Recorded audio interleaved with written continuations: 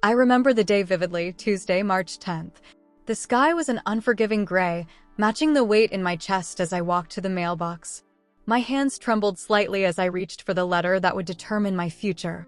The Manchester University School of Medicine logo stared back at me, almost mockingly.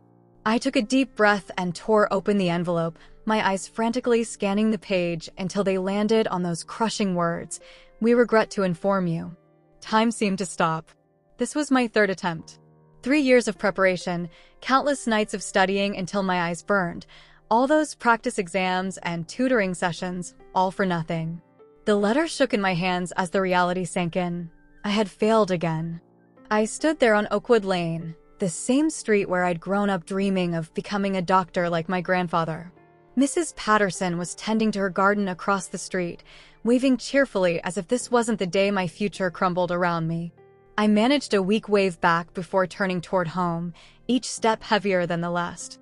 Dad would be waiting. Dad with his expectations and his legacy of medical excellence that stretched back 3 generations. Dr. William Foster, the respected surgeon whose shadow I'd been trying to escape my entire life. I could already picture his face, the disappointment, the anger, the confirmation of what he'd been telling me all along, that I didn't have what it takes.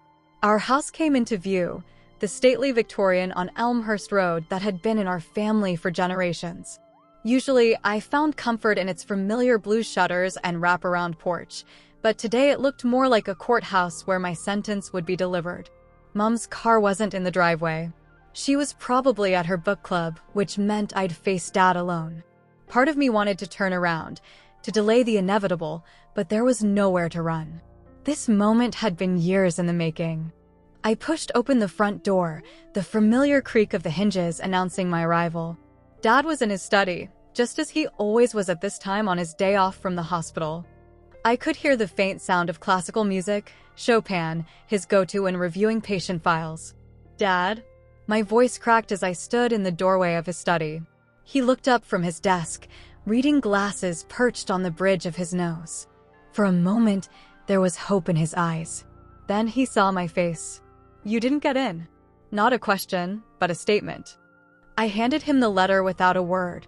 He didn't even read it, just placed it on his immaculate desk. "This is the 3rd time, James," he said, removing his glasses with a sigh that held the weight of generations of foster doctors. 3 chances. More than most people get. "I know, Dad. I tried. I really did. Trying isn't enough." The sudden thunder in his voice made me flinch. "Do you think my patients would accept trying if their lives were on the line? Do you think your grandfather tried when he was saving lives during the Blitz?" I stood there, absorbing each word like a physical blow. There was nothing I could say that I hadn't said before. No defense I could mount that wouldn't sound like an excuse. Dad rose from his chair, pacing the study as his anger built. "I've given you every advantage. The best schools, the best tutors. Even pulled strings to get you those research opportunities at St. Thomas. And what do you have to show for it? 3 rejections.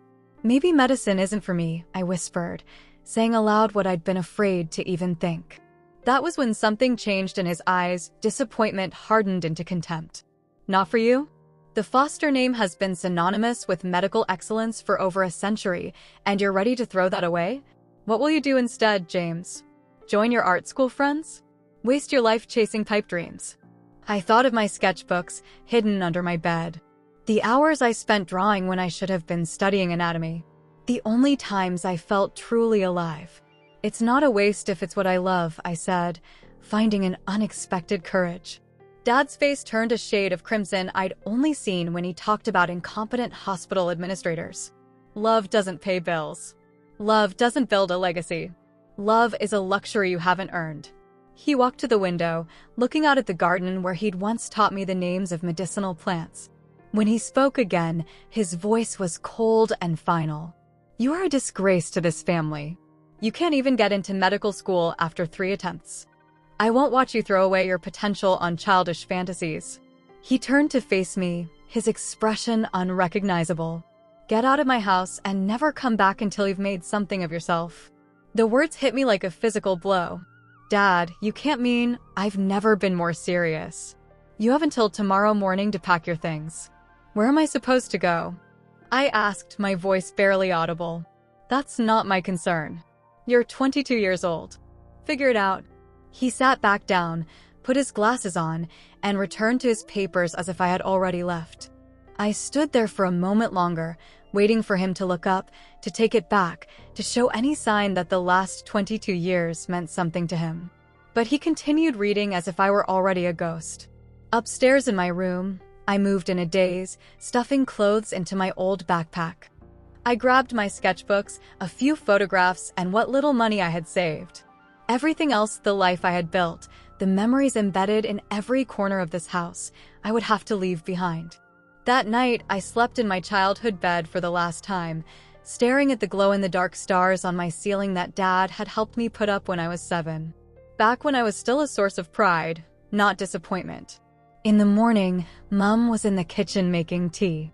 Her eyes were red-rimmed, Dad had told her. She hugged me so tightly I could barely breathe. "He doesn't mean it," she whispered. "He's just hurt and disappointed. Give him time." But I had seen the finality in his eyes. This wasn't a temporary banishment. "I love you, Mum," I said, memorizing the smell of her lavender perfume. "Take this." She pressed an envelope into my hand. "It's not much, but it'll help until you find your feet."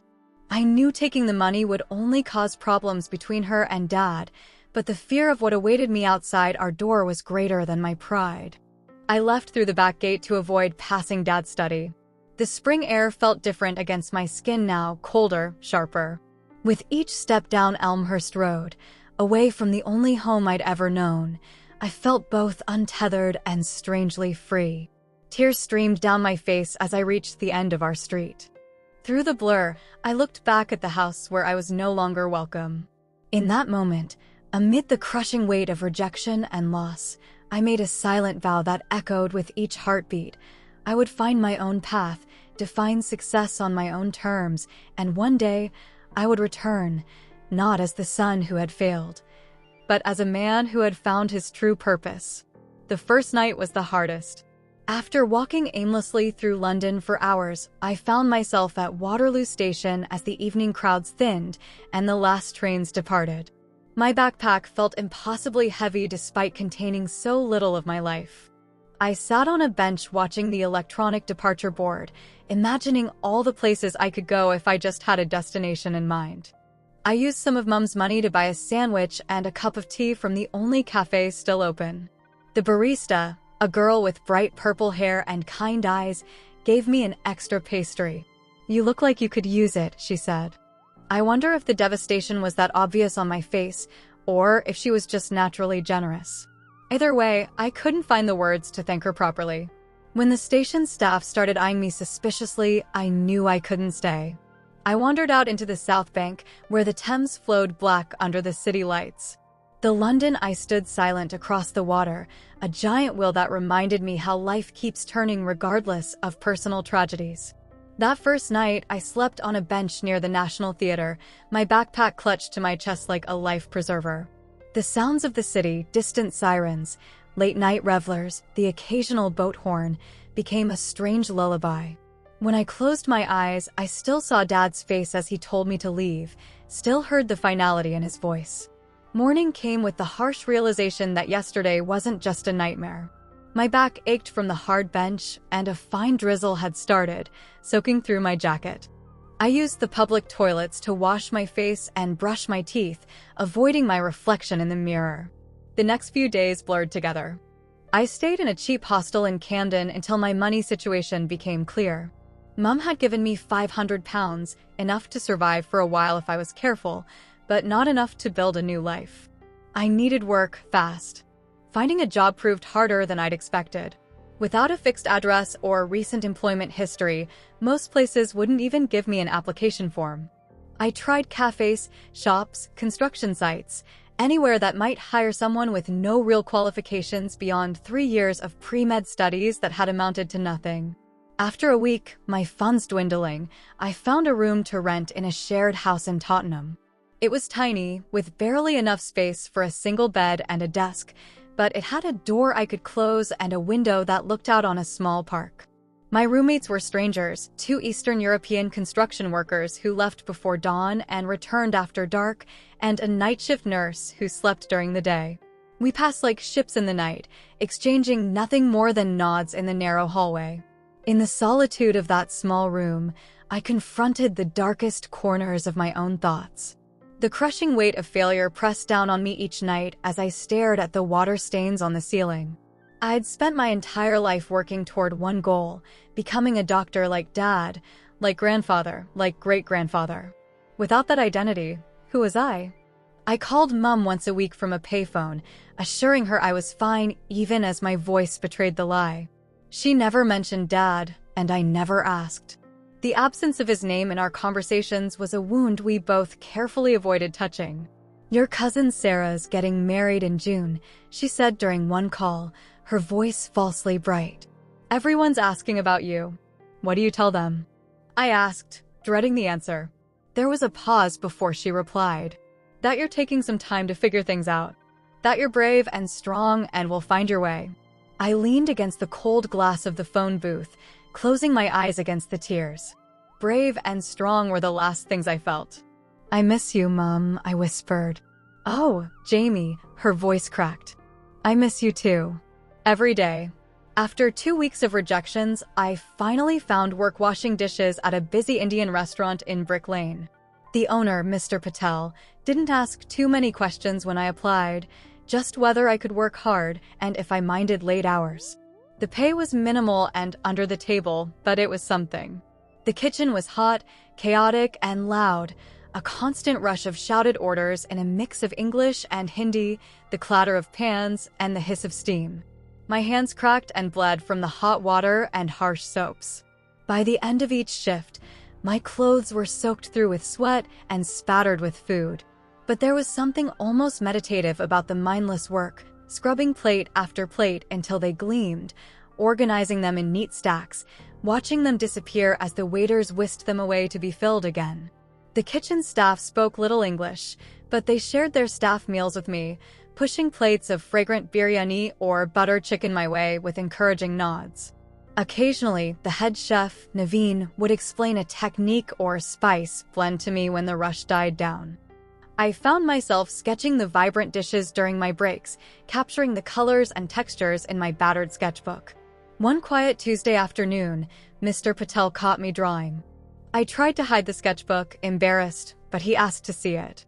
I reluctantly handed it over, expecting ridicule.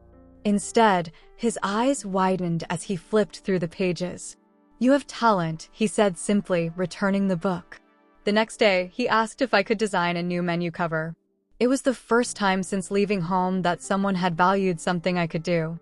But despite these small kindnesses, loneliness became both my companion and my tormentor. I'd never realized how much of my identity had been tied to being a foster, to the expectation of following in Dad's footsteps. Without that framework, I felt hollow, purposeless. Some nights, exhausted from work but unable to sleep, I'd walk along the canal towpath near my house, watching the moonlight ripple on the water. The city felt both impossibly vast and suffocatingly small, millions of people living their lives around me, yet not one who really knew me. I thought often about my childhood friend Oliver, who had gotten into medical school on his first try. We'd studied together for years, sharing the same dream. Now he was probably dissecting cadavers and memorizing the branches of the facial nerve, while I was scraping food scraps into bins and wondering how I'd afford next month's rent. One evening, about a month after Dad kicked me out, I saw a familiar face on the tube, Dr. Singh, one of my tutors from the pre-med program. I ducked my head, hoping he wouldn't notice me, but he did. "James?" "James Foster," he called across the crowded carriage. I considered pretending I hadn't heard, but something made me look up and nod. He pushed through the crowd to stand near me. "I heard you didn't get into Manchester. Tough luck, but there are other schools. Have you considered applying to—" "I'm done with medicine," I cut him off, the words surprising even me with their certainty. Dr. Singh looked at me for a long moment, taking in my disheveled appearance. "What are you doing now, then?" "Finding my own way," I said, as the train pulled into my stop. I stepped out before he could ask more questions, feeling his eyes on my back as the doors closed behind me. That night, lying on my narrow bed and listening to the muffled sounds of my roommate's television, I turned Dr. Singh's question over in my mind. What was I doing now? Surviving, barely. But was that enough? I pulled out the sketchbook Mr. Patel had admired and flipped through the pages, drawings of patients I'd observed during hospital volunteering, botanical illustrations of medicinal plants, scenes from the restaurant kitchen. There was life in these pages, a way of seeing the world that felt uniquely mine. For the first time since that gray Tuesday when the rejection letter arrived, I felt a flicker of something other than despair. Not hope exactly, but possibility. The vow I'd made walking away from home no longer felt like empty words born of hurt and anger.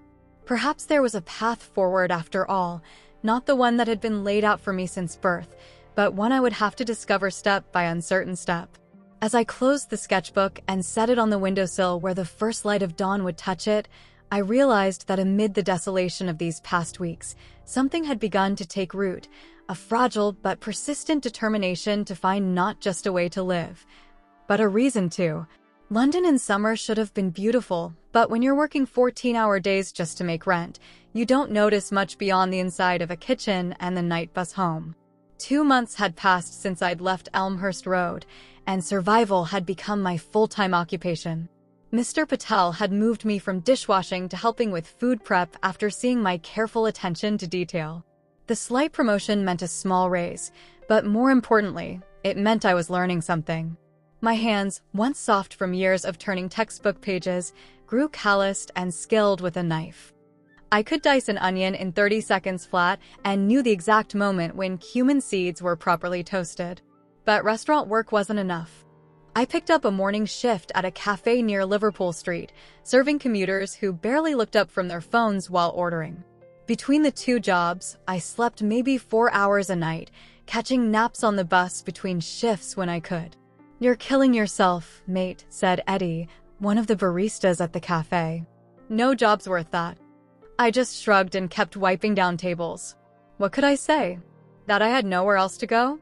That I was terrified of failing at this like I'd failed at everything else?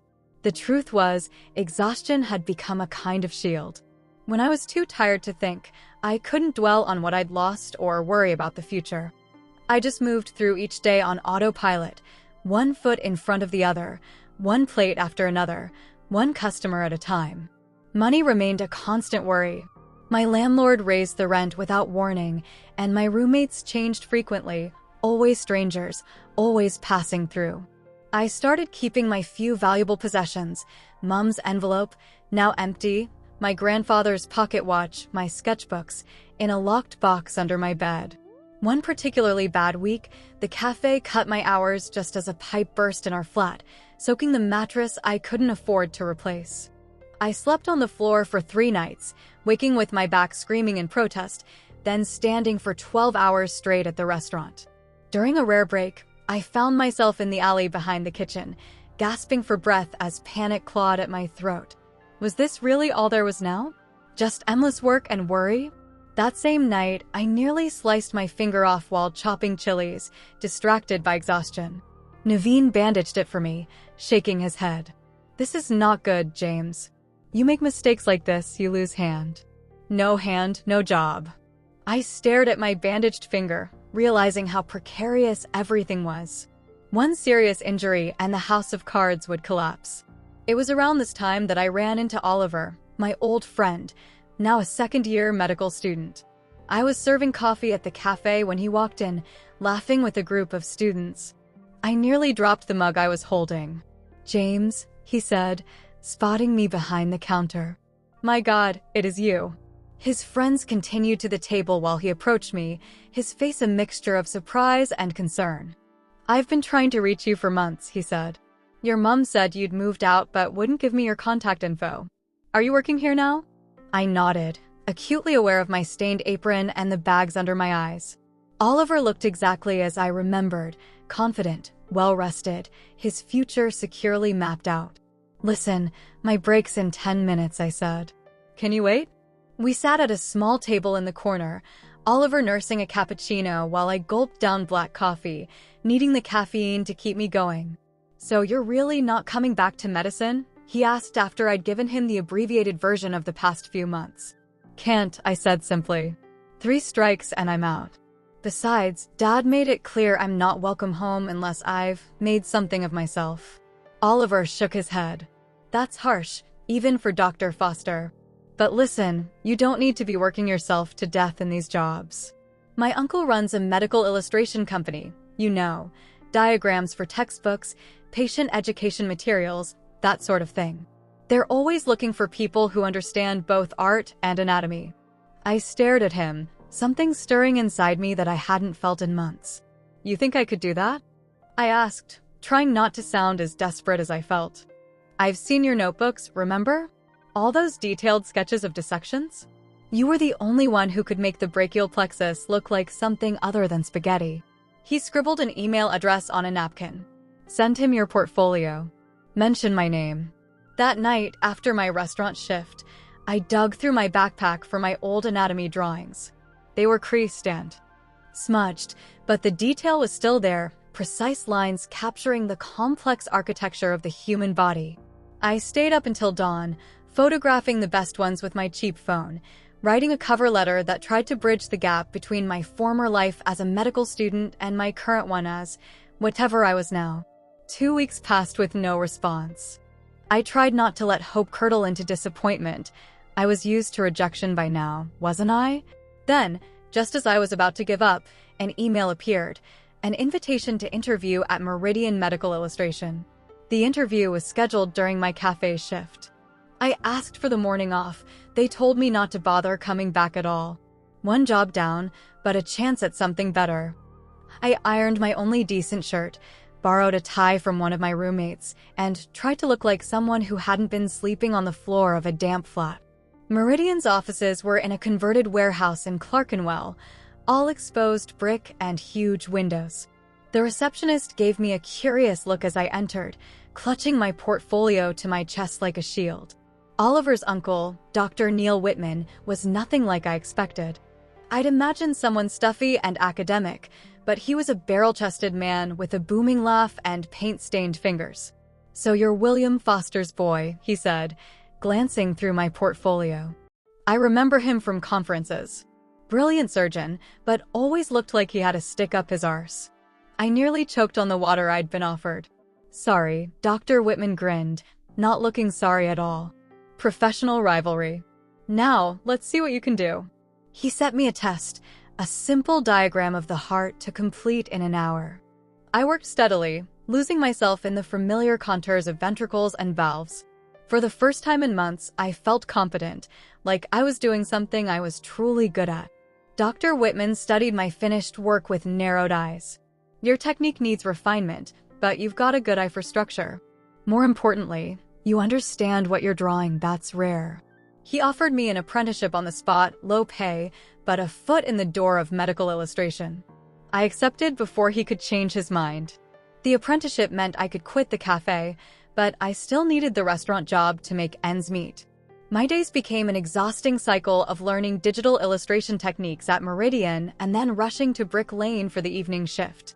Mr. Patel was understanding, adjusting my hours so I could pursue this opportunity, though I suspect he was disappointed to lose his newly trained prep cook. The work at Meridian challenged me in ways I hadn't expected. I wasn't just drawing what I saw anymore. I was interpreting complex medical information and finding ways to make it accessible. Each project pushed me to combine my medical knowledge with growing artistic skills. Some days I failed spectacularly. Dr. Whitman could be brutally honest in his feedback, but even the failures taught me something. One evening, as I struggled with a particularly difficult illustration of a surgical procedure, Dr. Whitman paused by my desk. He said, watching me erase the same line for the 3rd time, "Your father would hate that you're doing this." I looked up, startled. "Excuse me?" Art has always been seen as medicine's frivolous cousin. Doctors like your father think we're just prettying up their important work. He tapped my drawing. "But what we do matters. A good medical illustration can teach more clearly than any textbook description. It can help a patient understand their condition, help a surgeon plan an approach. It can literally save lives by communicating precisely what words alone cannot. I'd never thought of it that way, that I might still be contributing to medicine, just through a different path than the one I'd been pushed toward. That conversation marked a turning point. I began to see my work not as a consolation prize for failing to become a doctor, but as a valuable skill in its own right. I stayed late at Meridian, absorbing everything I could, practicing until my hands cramped. Dr. Whitman noticed, giving me increasingly complex assignments and the occasional word of approval that felt more valuable than gold. But life outside work remained a struggle. My flat flooded again during autumn rains, and this time the landlord blamed the tenants, refusing to fix anything. I came home from the restaurant one night to find my few possessions floating in ankle-deep water. The pocket watch, the one heirloom Dad had given me when I turned 18, stopped working, its delicate mechanism ruined. That night, sitting on the damp floor of my room, I cried for the first time since leaving home. Everything felt impossibly hard, like swimming against a current that kept pushing me backward no matter how hard I tried to move forward. The following day, I arrived at Meridian with red-rimmed eyes and soaked shoes. Dr. Whitman took one look at me and ushered me into his office. "Right," he said, closing the door. "What's going on?" The concern in his voice undid me. I found myself telling him everything: the rejection from medical school, Dad throwing me out, the months of barely scraping by. It all spilled out in a jumbled, exhausted rush. When I finished, he was quiet for a long moment, tapping his pen against his desk. "My spare room's free," he said finally. "My daughter's at university now. It's yours until you get back on your feet properly, no arguments." I started to protest, pride being the last thing I had left, but he waved me off. "Consider it an investment in a promising apprentice. Besides, Ellen will kill me if I let Oliver's friend sleep in a flooded flat when we have a perfectly good room sitting empty." That weekend, I moved what little I had salvaged to the Whitmans' comfortable terraced house in Highbury. Ellen, Neil's wife, welcomed me with the kind of casual warmth I hadn't experienced since leaving home. The spare room was small but dry, with a desk by the window and shelves that Ellen encouraged me to fill. "This doesn't mean you can slack off," Dr. Whitman warned over dinner that first night. "I'll work you twice as hard now that you're not spending half your energy just surviving."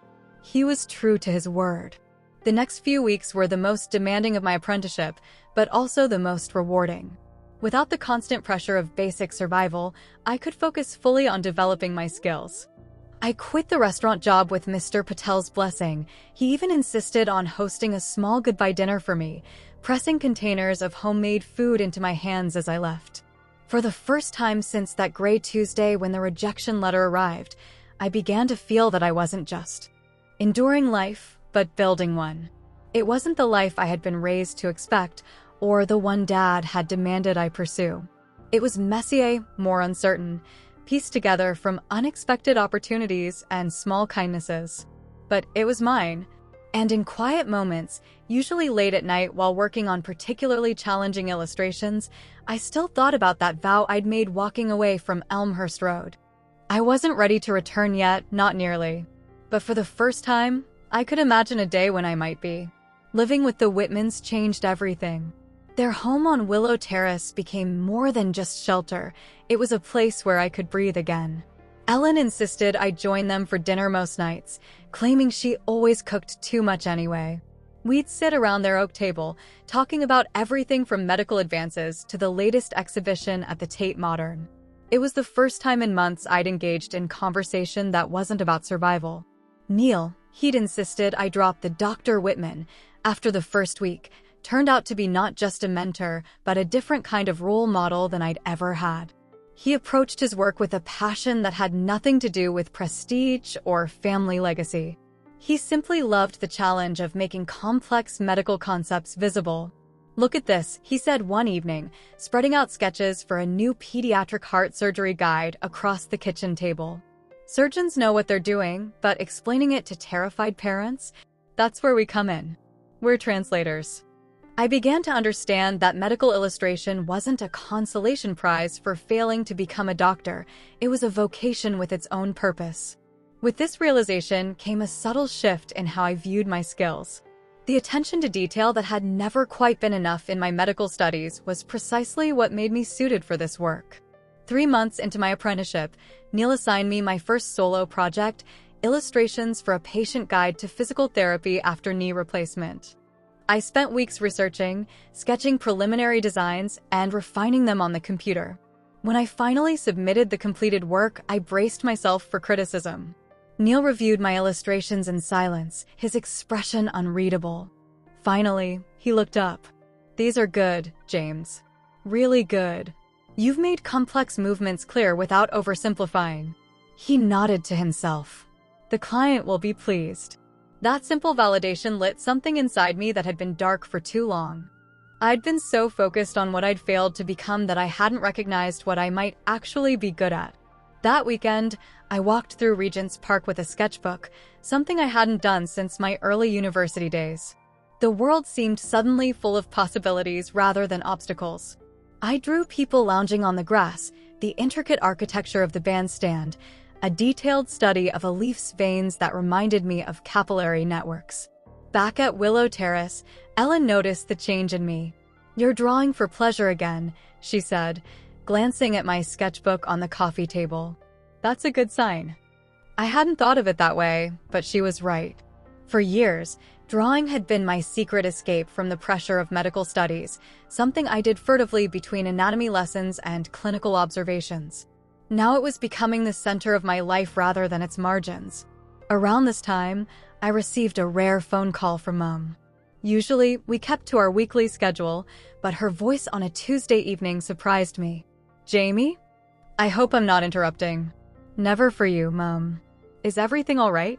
She hesitated. "Your father had a rough day at the hospital. Lost a patient during what should have been a routine procedure." My chest tightened. Despite everything, I could picture him exactly, the way he'd pace the conservatory after difficult days, turning surgical details over in his mind, looking for what he could have done differently. "Is he okay?" I asked, surprising myself with how much I still cared. "He's managing. He asked about you, actually." My heart skipped. "What did he say?" "Just wondered if I'd spoken to you recently." She paused. "I think he misses you, in his way." I didn't know how to respond to that. Part of me wanted to believe it was an opening, a hairline crack in his resolve. But the memory of his coldness that day in his study was still too vivid. "I'm doing well, Mom," I said instead. "The apprenticeship is going better than I expected." "I'm glad, love. You sound lighter somehow." After that call, I found myself thinking more about home, not with the angry pain that had characterized my first months away, but with something more complicated. The Whitmans had shown me what a supportive family could look like, and it cast my own in a different light. Dad's rigid expectations had nearly broken me, but they'd also instilled a discipline and attention to detail that served me well now. My personal drawings began to reflect this shift in perspective. I started a series of illustrations exploring medical themes through more artistic expressions, the human nervous system reimagined as a London tube map, cellular structures that morphed into architectural forms, anatomical hearts blooming with wildflowers. I worked on these late into the night after finishing my assignments for Meridian. Neil caught me at it one evening, coming into the kitchen for tea while I was sketching at the table. He studied my drawing, a spinal column transforming into a spiral staircase, with interest. "This is different from your usual work," he said, sliding into the chair opposite me. I shrugged, slightly embarrassed. "Just experimenting." He picked up another sketch from my pile, a cross-section of the brain where each region was rendered as a different ecosystem. "These aren't just experiments, James. They're good. Really good. They're not exactly medical illustrations, though. No, there's something else. Something that bridges science and art." He tapped the table thoughtfully. "Have you heard of the Sci-Art exhibition at the Wellcome Collection?" I shook my head. "Annual showcase of work at the intersection of science and art. Deadline for submissions is next month." He slid my drawings back to me. "You should consider it." The idea was both exhilarating and terrifying. These personal pieces felt exposed in a way my technical illustrations for Meridian never did. They revealed how I saw the world, my relationship with medicine and the body, things I usually kept hidden. Ellen, coming in for her own late-night tea, joined the conversation. "Neil's right," she said, examining my drawings. "These are special, James. They deserve to be seen." Their encouragement sparked something in me, a willingness to consider possibilities I hadn't allowed myself before. But old doubts lingered. Who was I to put my work forward like this? What if it was rejected, confirming once again that I wasn't good enough? The next day at Meridian, I was distracted, my mind circling back to the SciArt exhibition while I worked on diagrams for a surgical manual. During lunch, I found myself Googling previous exhibitions, studying the selected works and artist statements. One of the senior illustrators, Sophia, caught me at it. "Planning a submission?" she asked, peering over my shoulder. I quickly minimized the window. "Just curious." She gave me a knowing look. "I had a piece in there 2 years ago. It's a good opportunity, gets your work in front of interesting people." "I'm not sure my stuff is at that level," I admitted. Sophia laughed. "No one ever is. That's why you put it out there anyway and let other people decide." That afternoon, Neil called me into his office. I expected a discussion about the surgical diagrams, but instead, he slid a folder across his desk. "Registration materials for the exhibition," he said. "No pressure, but I took the liberty of printing them for you." I stared at the folder. "I don't know, Neil. It feels presumptuous." He leaned back in his chair. "Let me tell you something. 10 years into my career, I was doing solid technical work. Paid the bills, satisfied the clients. But I was bored to tears. Then Ellen pushed me to submit some experimental pieces to a gallery. I nearly backed out a dozen times, convinced I'd make a fool of myself. What happened? Most of the pieces didn't sell." He grinned. But one caught the eye of a neurosurgeon who was developing a new approach to treating epilepsy. He said my way of visualizing brain structures helped him think differently about the problem. We ended up collaborating on educational materials that changed how surgeons approach certain procedures. He tapped the folder. "You never know where putting your work out there might lead." I took the folder home and spent the evening reading through the requirements, imagining my work hanging in the Wellcome collection alongside established artists and scientists. The thought was daunting, but for the first time, not paralyzing. That night, I dreamt of the Foster family home, not as the austere place of judgment it had become in my mind, but as it had been when I was younger. Dad was showing me illustrations in an old medical text, his finger tracing the delicate lines of a dissected heart, explaining how the artist had captured not just the anatomy, but the essence of the organ's function. It was one of the few memories I had of him expressing appreciation for art. I woke with a strange sense of clarity. The divide between art and science that had seemed so insurmountable, the choice Dad had forced on me, was perhaps more permeable than either of us had recognized. Maybe I hadn't failed at becoming a doctor so much as found a different way to serve medicine. Over the next few weeks, I worked feverishly on a series of pieces for the exhibition. During the day, I continued my apprenticeship work, but evenings and weekends were devoted to these more personal explorations. I selected 5 pieces that together told a story about the body's resilience and adaptability, themes that reflected my own journey more than I initially realized. The night before the submission deadline, I sat at my desk staring at the completed application, my finger hovering over the Submit button. Part of me still wondered if I was setting myself up for another failure, another rejection to add to the collection. Ellen knocked gently on my open door, carrying a mug of tea. "Still up?" I nodded toward my laptop. "Just working up the nerve." She set the tea down and squeezed my shoulder. "Whatever happens with the submission, you've already won, James. 3 months ago, you wouldn't have even considered this possibility." She was right. Regardless of the outcome, something fundamental had shifted. I was no longer defining myself by what I couldn't do or be, but by what I could create. I clicked submit before I could second-guess myself again. 2 weeks later, the acceptance email arrived. One of my pieces, Nervous System as Transit Map, had been selected for the exhibition.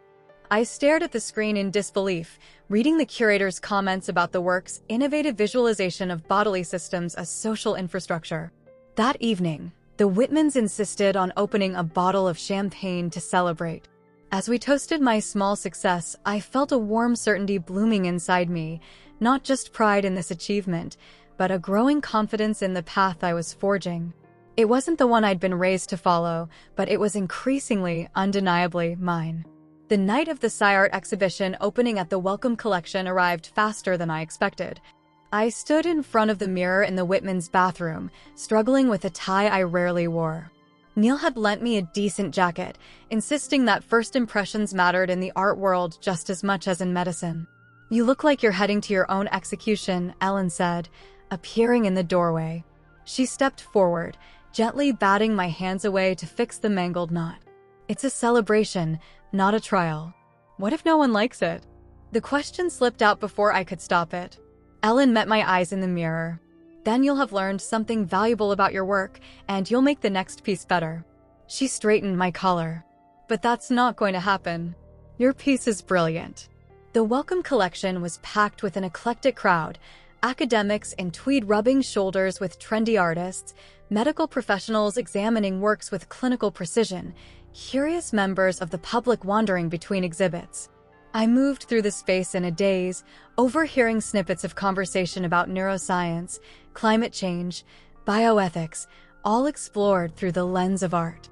My piece hung in a section dedicated to systems and structures.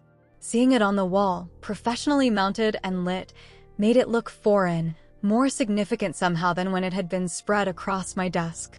People were actually stopping to look at it, leaning in to examine the details, taking photos. I hovered nearby, too nervous to identify myself as the artist, but hungry for authentic reactions. A woman with silver-streaked hair stood before my piece for a long time, her head tilted thoughtfully. "It's clever," she said finally to her companion. "The way it connects human biology to urban planning. Makes you think about interconnectedness." Her words sent a warm ripple of pride through me. She got it. She actually understood what I'd been trying to express. Later in the evening, as I was gathering courage at the refreshment table, a man approached me. "James Foster," he asked, extending his hand. "I'm Daniel Hargreaves, curator of the Medical Humanities collection at King's College. I wanted to meet the mind behind the nervous system map." I nearly choked on my wine. "How did you know who I was?" He smiled. "Neil Whitman pointed you out. He speaks very highly of your work." What followed was the kind of conversation I'd never imagined having about the relationship between medical knowledge and artistic expression, about making complex systems accessible without sacrificing accuracy. Daniel asked thoughtful questions about my process and background, nodding with interest at my unconventional path. "We're launching a new series of workshops at King's," he said as our conversation drew to a close. "Bringing together medical students and artists to explore collaborative approaches to medical education. We're looking for facilitators with feet in both worlds." He handed me his card. "I'd love to discuss the possibility of your involvement." I stared at the card in my hand long after Daniel had moved on to speak with other artists. It represented something I hadn't dared hope for recognition, not despite my complicated relationship with medicine, but because of it. The exhibition marked a turning point. My piece received positive mentions in reviews of the show, and Daniel's invitation led to a part-time position facilitating workshops at King's College alongside my continued apprenticeship at Meridian. Suddenly, the very background that had seemed like a liability, my years of medical training followed by what Dad would have called failure, became my unique selling point. The workshops were transformative, not just for the participants but for me. Working with medical students reminded me of the parts of medicine I had genuinely loved, the fascinating complexity of the human body, the genuine desire to heal and help others. But now I engaged with these elements on my own terms, through the lens of visual communication rather than clinical practice. One afternoon, after a particularly successful session on visualizing chronic pain for patient education, a first-year medical student approached me. "This is going to sound strange," she said hesitantly, "but are you related to William Foster, the cardiothoracic surgeon at Royal London?" My stomach tightened. "He's my father." Her eyes widened. "I attended his guest lecture last term. He's brilliant." She paused, looking confused. "But he never mentioned having a son who works in medical art." "We're not in touch," I said simply. She seemed about to ask more, then thought better of it. Well, I just wanted to say your workshop really helped me understand how to communicate with patients. I've been struggling with that. Her words stayed with me as I took the tube home that evening. Dad had always presented medicine as a binary. Either you were a doctor or you weren't. But here was a medical student finding value in what I offered, despite my position outside the clinical hierarchy he revered. As summer turned to autumn, my confidence grew along with my portfolio. Neil began sending clients directly to me for certain projects, and the positive feedback reinforced my developing identity as a medical artist rather than a failed doctor. "You've got a distinct style," Neil observed one day, reviewing my illustrations for a neurosurgical guide. "Technical accuracy with a touch of humanity. Not everyone can balance those elements." I was also saving money, planning to move out of the Whitman's spare room, though they insisted I wasn't imposing. The idea of having my own space again, chosen deliberately this time, not taken out of desperation, felt like another step in reclaiming my life. One October afternoon, I was in the flat I'd just started renting in Kentish Town, unpacking my meager possessions when my phone rang. It was Mum, calling outside our usual schedule. "Jamie," her voice sounded strained. "I need to tell you something."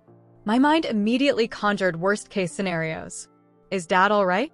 "He's fine, physically. But..." She took a deep breath.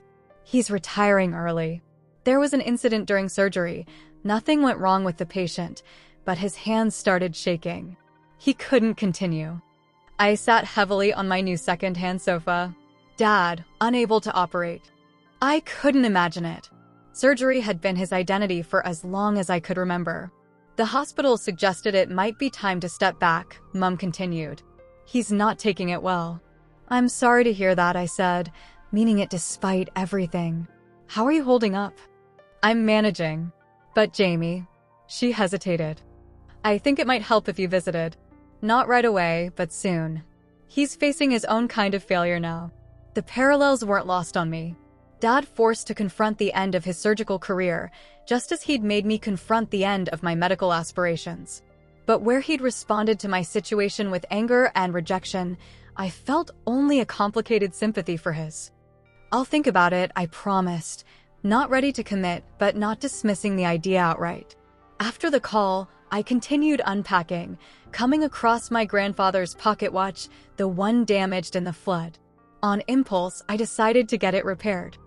I found a watchmaker in Camden who examined it carefully. "Beautiful piece," he said, opening the delicate mechanism. "Needs a thorough cleaning and a few new parts, but it can be saved." Walking home from the shop, I thought about repair and restoration.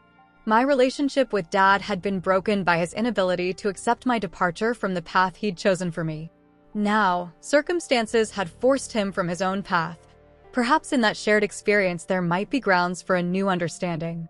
That weekend, I attended a launch event for a surgical atlas I'd contributed to. The lead surgeon, Ms. Patel, praised the illustrations during her speech. "Medical knowledge is only as good as our ability to communicate it," she said.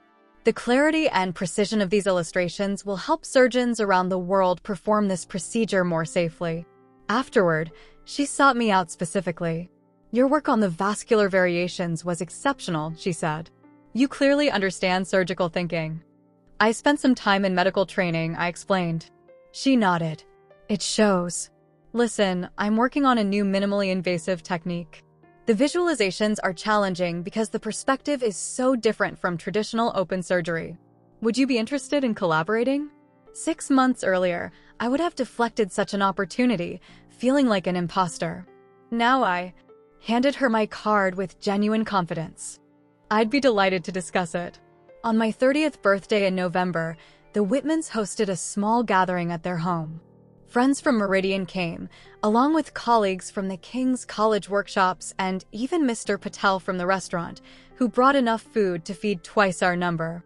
As I looked around at these people who had supported me when I was at my lowest, I felt a profound sense of gratitude and accomplishment.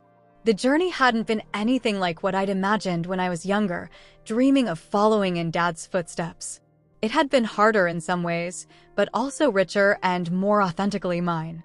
Later that evening, Neil pulled me aside to give me my birthday gift, a beautiful set of professional-grade drawing tablets and pens. "There's something else, too," he said, handing me an envelope. Inside was a letter officially offering me a position as a full medical illustrator at Meridian, no longer an apprentice. "You've earned it," Neil said, clapping me on the shoulder. "Your work has been at professional level for months now."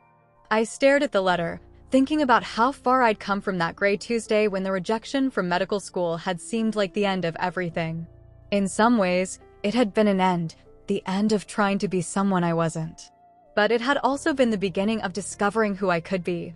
The following week, I received an unexpected email from Daniel Hargreaves at King's College. A new position was opening for a lecturer in medical visualization, someone to bridge the gap between the medical school and the art department. He encouraged me to apply. "We've been impressed with your workshop leadership," he wrote. "Your background gives you a unique perspective that our students respond to." As I read through the job description, I was struck by how perfectly it aligned with the skills and experiences I'd gathered during my unconventional journey. It would mean teaching medical students, not as a clinical instructor, but as someone who could help them see and communicate medicine in new ways. I spent a weekend preparing my application, including a teaching philosophy statement that articulated my belief in the power of visual thinking to enhance medical understanding. It felt like a manifesto not just for the position, but for the path I'd been forging. The day I submitted the application, I walked through Regent's Park again, returning to the spot where I'd sat sketching nearly a year before, when possibilities were just beginning to open up for me. The park was different in winter, the trees bare, the grass frostbitten, but no less beautiful for its transformation. I thought about Dad, facing his own difficult transition. I thought about Mum's suggestion that I visit. The idea no longer filled me with dread or anger. I had something to show them now, not just a portfolio of work, but a whole self that had been tested and forged in adversity. As I walked home through the gathering dusk, I made a decision. After the holidays, after I heard about the King's College position, I would go home to Elmhurst Road. Not seeking approval or validation, but offering something else, the perspective of someone who had found his way back from what had seemed like failure. The weight of that decision felt right, balanced equally between the person I had been and the one I had become. For the first time since leaving home, I felt truly ready to return, not as the son who had failed, but as a man who had found success on his own terms. January brought news that exceeded my expectations. I'd been offered the lecturer position at King's College. The formal letter cited my unique interdisciplinary background and innovative approach to medical visualization. I read it twice, letting the validation wash over me. That same week, the watchmaker called to say my grandfather's pocket watch had been restored. When I collected it, the gold case gleamed as it must have when it was first presented to my grandfather upon his graduation from medical school. The hands ticked steadily, keeping perfect time once again. "Good as new," the watchmaker said, handing it to me.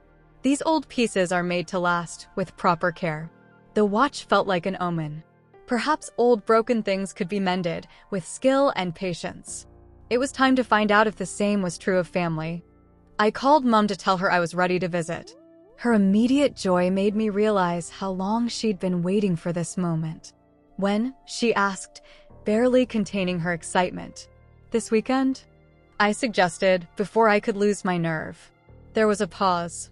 "Your father has an appointment on Saturday morning. Would Sunday lunch work?" Sunday lunch. The meal that had been sacrosanct in our household, the one time each week when Dad insisted we all sit down together, no matter how busy the hospital had been. It felt significant that my return would happen then. "Sunday's perfect," I said. The train journey to Surrey was familiar yet surreal, like revisiting a place from a recurring dream. I watched the urban landscape give way to suburbs and then the greener outskirts where I'd grown up. Each mile brought a tightening in my chest, anticipation mixed with apprehension. From the station, I walked the route I'd traveled countless times as a teenager. The neighborhood hadn't changed much, the same well-kept gardens, the same corner shop where I used to buy sweets on the way home from school. But I saw it all with different eyes now, noticing details I'd been too preoccupied to appreciate before. Elmhurst Road appeared ahead, and with it, the stately Victorian that had once been the only home I knew. I paused at the gate, taking in the familiar blue shutters, the wraparound porch, the bay window of Dad's study where everything had fallen apart that day. Before I could ring the bell, the front door opened. Mum stood there, her face lighting up at the sight of me. She rushed down the steps and embraced me with a fierceness that made my throat tighten.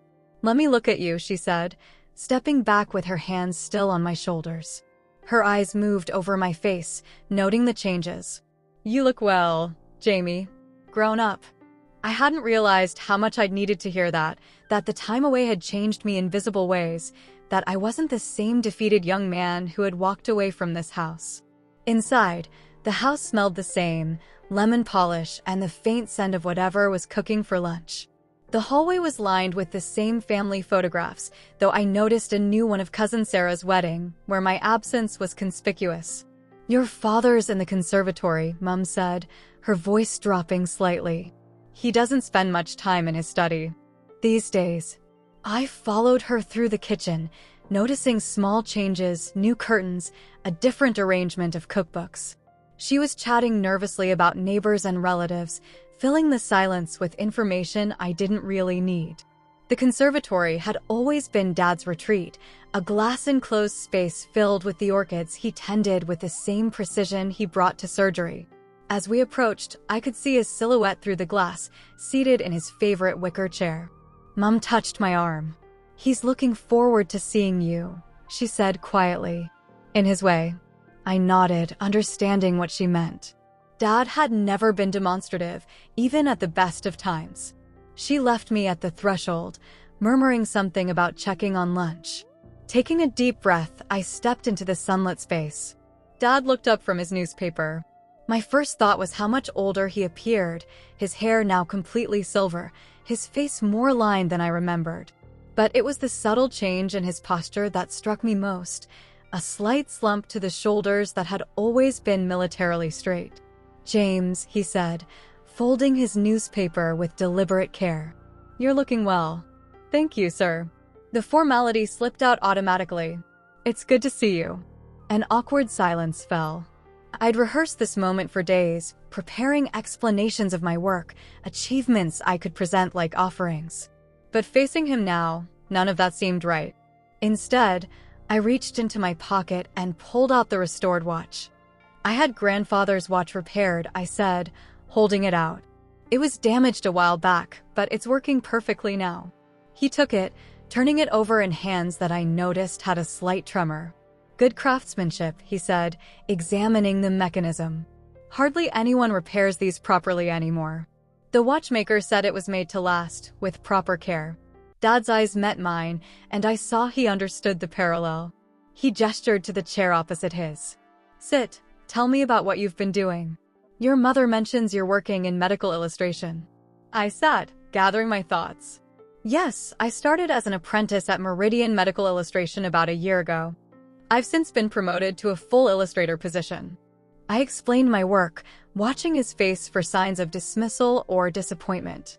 To my surprise, he listened attentively, asking questions about specific techniques and projects. "And I've just accepted a lecturer position at King's College," I added, teaching medical visualization, helping students and doctors communicate complex medical information visually. A flicker of something crossed his face, surprise, perhaps, or grudging respect.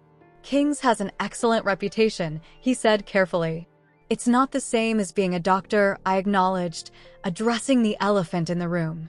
"But I've found I can still contribute to medicine, just differently than we expected." Dad was quiet for a moment, looking down at the watch in his hands. "Medicine is changing," he said finally. "The skills that define my generation of doctors might not be the most relevant for the future." Coming from him, this was a remarkable admission. I wondered how much his forced retirement had forced him to reconsider his rigid views of the medical profession. "I brought some examples of my work," I said, reaching for my portfolio. "If you'd like to see." He nodded, and I spread the illustrations across the small table between us: anatomical drawings, surgical visualizations, patient education materials, and a few of my more artistic interpretations of medical themes. Dad studied them with the same intensity he used to bring to medical journals. His fingers, the ones that had performed thousands of delicate surgeries, traced the lines of a cardiac illustration. "Your grandfather would have appreciated these," he said unexpectedly. He always said good surgical training began with the ability to see accurately and translate that vision to paper. The mention of my grandfather, always Dad's benchmark for medical excellence, felt significant. I hadn't expected this small acknowledgement of connection between my work and the Foster medical legacy. "This one," he said, pointing to my nervous system as transit map, "is particularly effective. I've never seen neural pathways visualized quite this way." "It was selected for the SciArt exhibition at the Wellcome Collection," I said, unable to keep a note of pride from my voice. He looked up, genuinely surprised. "Was it? That's impressive." The conversation shifted to his own situation then. He spoke about the moment in the operating theater when his hands had betrayed him, the microsurgical procedure that suddenly became impossible to complete. "My registrar had to take over," he said, the words clearly painful to speak. 30 years of surgical practice, and in a moment, it was over. "I'm sorry," I said, meaning it. "That must have been devastating." It was like losing part of my identity. He looked directly at me then, and I saw something I'd never expected: vulnerability. Perhaps not unlike what you experienced when you didn't get into medical school. The comparison hung in the air between us. It was the closest he'd ever come to acknowledging what his rejection had done to me. "It's hard," I said carefully, "when the future you've always imagined disappears. You feel lost, like you don't know who you are anymore." He nodded, his eyes on the orchids rather than on me. "The hospital has asked me to consider taking on more teaching responsibilities, clinical supervision rather than direct surgical work." His mouth twisted slightly. "I've always thought of teaching as somewhat secondary to the real work of medicine." "I used to think that too," I admitted. "But I've found there's something powerful about helping others see and understand. It has its own kind of impact." Mom called us for lunch then, breaking the moment of unexpected connection. The dining room was set as formally as ever, but the atmosphere was different, tentative, filled with unspoken words and careful navigation. Over roast beef and Yorkshire pudding, the conversation remained safer, neutral topics like Cousin Sarah's new baby, the neighbor's renovation plans, the unusually mild winter. Yet beneath the ordinary exchange, I sensed Dad watching me, reassessing. After dessert, he cleared his throat. "I understand you're living in Kentish Town now?" "Yes, I have a small flat there. It's convenient for both Meridian and Kings." He nodded. "And you're content with this path you've chosen?" The question was loaded, but his tone wasn't challenging. It seemed genuinely inquiring. "I am," I said, surprised by the certainty in my voice. "It's not what either of us expected, but it suits me. I'm good at it, and it matters." "Your mother showed me a review of that exhibition," he said. "They specifically mentioned your piece. Said it showed remarkable insight into the relationship between bodily systems and human infrastructure." I blinked in surprise. "You read that?" "I did." He hesitated, then added, "I should have recognized earlier that you had other talents. Different ways to contribute." It wasn't an apology, not exactly. But from Dad, it was an extraordinary concession. "I'd like to show you more of my work sometime," I offered. "Maybe you could even provide some feedback? From a surgeon's perspective?" Something shifted in his expression, a slight softening around the eyes. "I'd be interested in that, particularly your surgical illustrations."